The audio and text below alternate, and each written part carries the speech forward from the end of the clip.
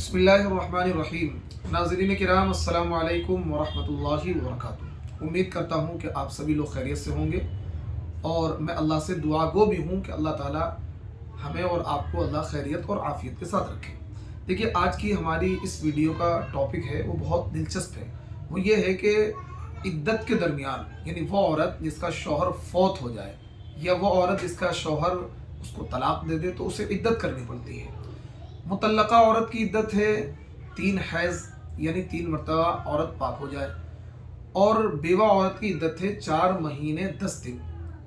तो इद्दत के दरमियान औरत के लिए पर्दा लाजिम है या नहीं है। दूसरा सवाल यह है, औरत क्या है इद्दत के दरमियान किन किन मर्दों से पर्दा करेगी और किन से नहीं करेगी। तो देखिए, जवाब देने से पहले मैं ये बात बता दूं कि औरत का जो पर्दा है वो सिर्फ इद्दत में ही नहीं है, और पर्दे का इद्दत से कोई ताल्लुक नहीं है। पर्दे का ताल्लुक तो पूरी ज़िंदगी से है। लेकिन बड़ी हैरत होती है, बड़ा ताज्जुब होता है कि लोग कभी भी पर्दे के ताल्लुक से सवाल नहीं करते। मुझे 12 साल हो गए हैं इमामत करते हुए, कभी भी किसी बंदे का फ़ोन ये नहीं आया कि किन हमारी बहन को या हमारी वालिदा को किन मर्दों से पर्दा करना है।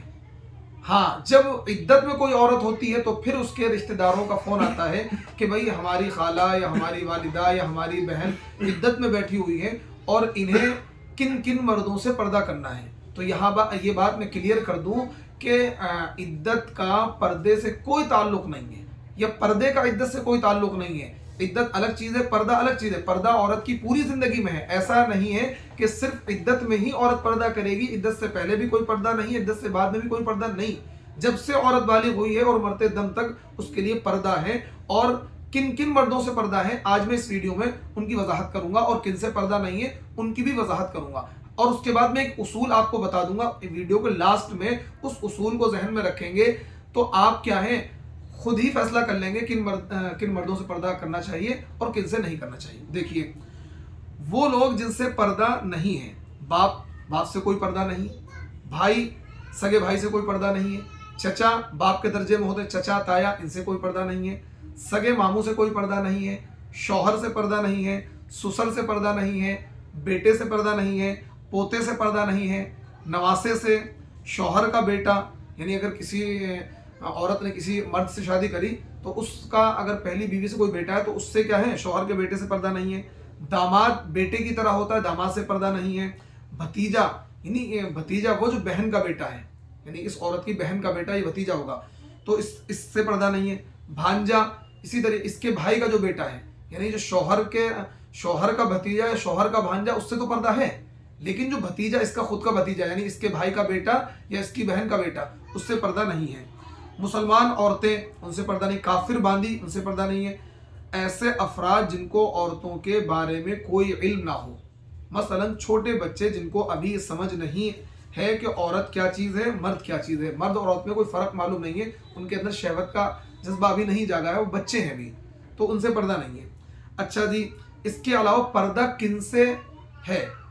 खालाजाद भाई से, मामूजाद भाई से, चचाजाद भाई से, फूफीजाद भाई से, देवर से, जेठ से, बहनोई से, नंदोई से, खालू से, फूफा से, शौहर का चचा,